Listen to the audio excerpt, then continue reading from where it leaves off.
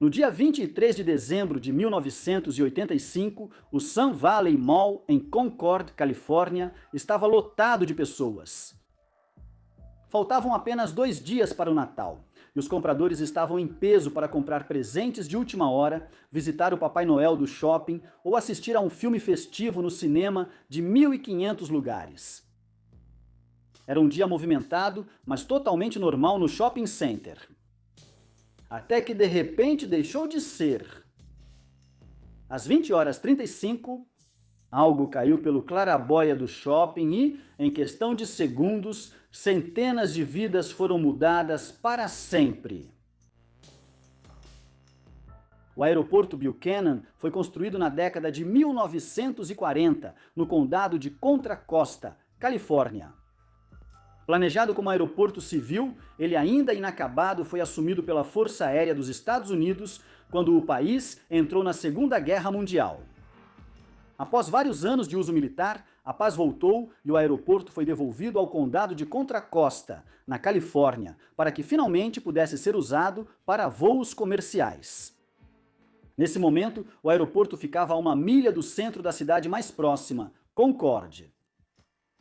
Se você estivesse em qualquer uma das extremidades das duas pistas, conseguiria ver uma paisagem de campos vazios, interrompida ocasionalmente por um bosque de nogueiras. Para um aeroporto recém-inaugurado, essa ausência de vizinhos próximos era ideal, mas não durou muito. O aeroporto cresceu, oferecendo cada vez mais serviços comerciais, até se tornar um dos 20 aeroportos mais movimentados do país em 1977. Ao mesmo tempo, Concord também cresceu. A cidade cresceu com empreendimentos, ocupando os pomares e pastagens ao redor do campo Buchanan. Logo, prédios comerciais de vários andares foram erguidos ao longo das estradas na fronteira do aeroporto. Essa mudança no entorno gerou algumas preocupações. Planejadores urbanos questionaram a localização de alguns prédios altos. E, de fato, em 1985, um desses prédios foi considerado 2,1 metros ou 7 pés, mais alto do que as regras da Administração Federal de Aviação permitiam. O prédio foi rebaixado até ficar em conformidade com as regras da FAA. Mas isso não acabou com as preocupações dos planejadores urbanos. O Sun Valley Mall, inaugurado em 1967, não era motivo de muita preocupação. Localizado a cerca de 1 quilômetro ou meia milha ao sul do aeroporto, era um prédio relativamente baixo. Embora ficasse quase diretamente sob as rotas de voo de alguns aviões em aproximação, não se achava que a localização do shopping fosse problemática. Prédios de escritórios mais altos, próximos ao aeroporto, preocupavam mais os planejadores urbanos. O shopping em si prosperou. Ele tinha cerca de 40 lojas em seu ano de inauguração, com grandes nomes como Sears, Macy's e JCPenney, atraindo compradores de Concord e de outras regiões. As lojas eram complementadas por uma grande praça de alimentação, um cinema com 1.500 lugares de estacionamento para 9.000 veículos e paisagismo, que incluía enormes murais, jardins internos e várias fontes decorativas de água. Grandes clarabóias no teto plano do shopping o inundavam com luz natural durante o dia, mas protegiam os clientes do clima. O Sun Valley Mall pôde, durante vários anos, se orgulhar de ser o maior shopping center coberto e totalmente climatizado do seu tipo no mundo. No dia 23 de dezembro de 1985, o Sun Valley Mall estava lotado de clientes procurando presentes de Natal de última hora. Muitos também tinham levado suas famílias para visitar o Papai Noel, que estava fazendo uma aparição no shopping, bem em frente à loja de departamentos Macy's. Ele era uma atração popular nas festas de fim de ano, com uma fila de cerca de 12 famílias esperando para vê-lo. Por volta das 8h34 da noite, Kim Aguirre, de 23 anos, e seu filho de 3 anos, Mário, estavam esperando nessa fila. A mulher à frente deles na fila saiu por um momento para buscar seu filho, que havia corrido. Ela gentilmente cedeu seu lugar na fila para Kim e Mário, que aceitaram com prazer. Logo depois, um estrondo ensurdecedor ecoou pelo shopping. O prédio tremeu.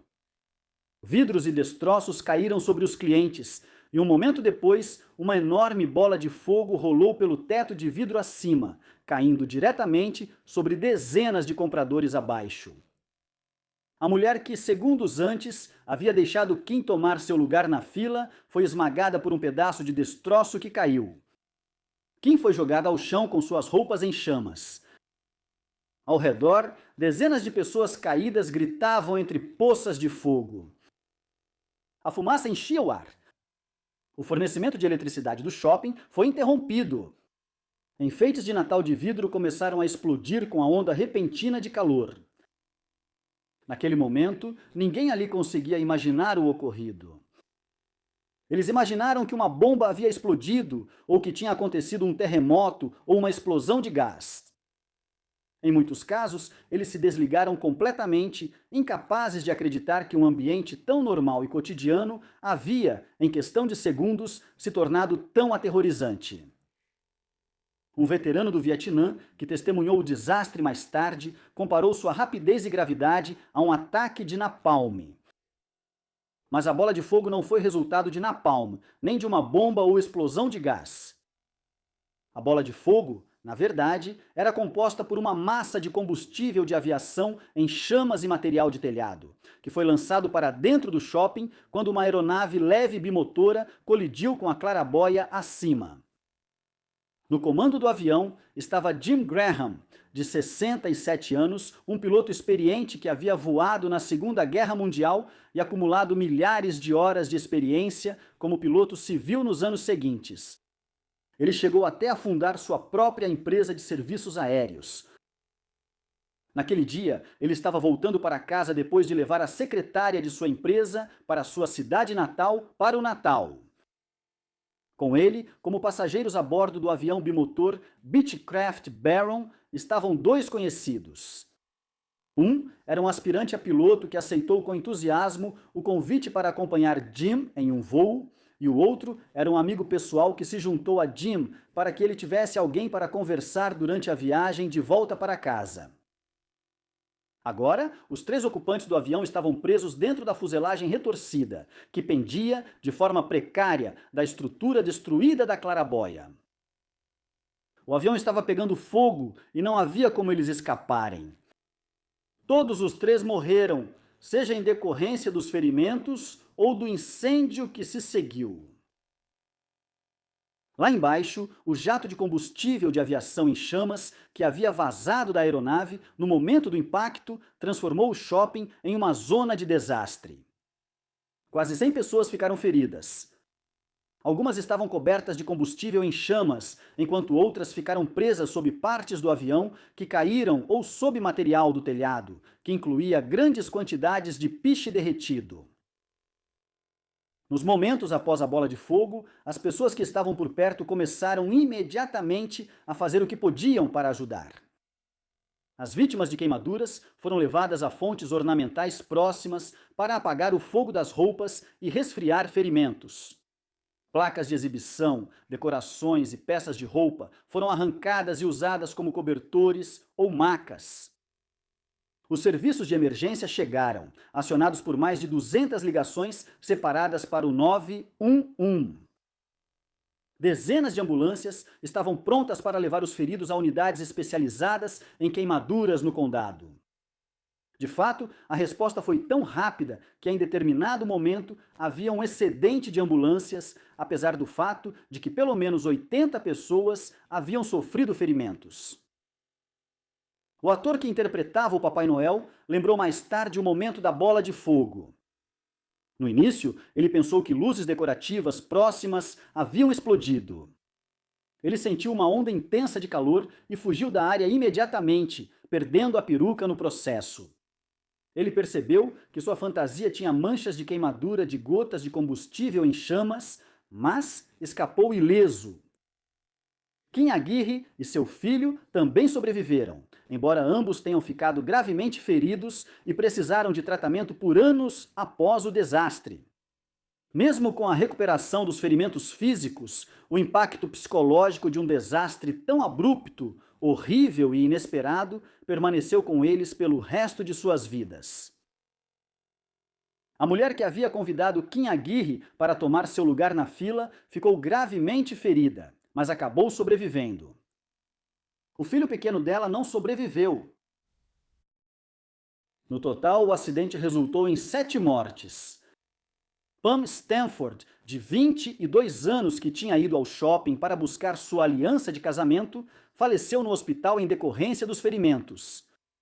Patricia Larson, de 45 anos, Chandra Kachar, de 49 anos, e o bebê de 1 ano, Alexander Luong, todos visitantes do shopping, também morreram.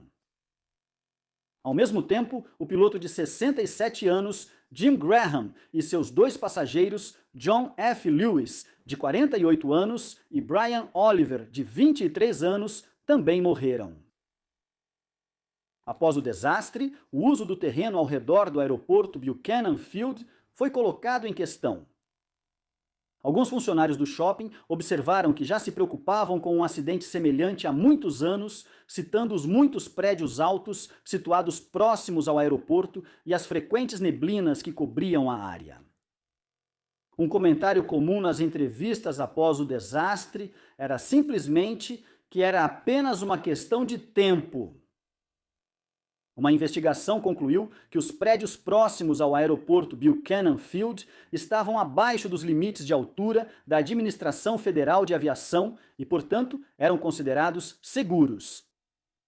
De fato, o acidente não foi resultado das condições ao redor do aeroporto. Uma investigação do Conselho Nacional de Segurança no Transporte concluiu, em vez disso, que o acidente foi causado ou por um objeto desconhecido colidindo com o avião na forte neblina, ou pelo piloto ficando desorientado. Algumas das novas rotas comerciais planejadas para o aeroporto Buchanan foram adiadas devido ao desastre, mas não foram totalmente canceladas. Após algum tempo, os serviços normais foram retomados.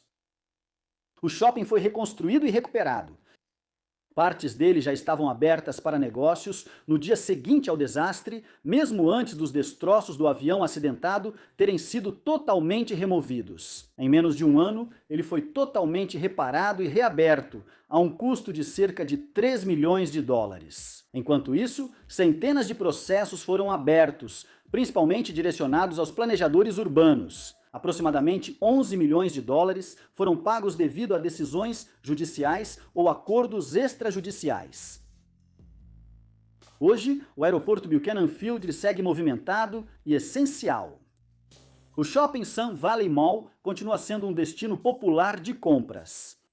Houve mais 4 acidentes nas proximidades do aeroporto nos anos seguintes ao desastre do Sun Valley Mall em 1985. Mas, em cada caso, as pequenas aeronaves envolvidas caíram em ou ao lado de estradas, em vez de colidirem com prédios. Os sobreviventes do desastre do Sun Valley Mall continuam lidando com seus ferimentos e com as lembranças do que aconteceu, mesmo agora, diariamente.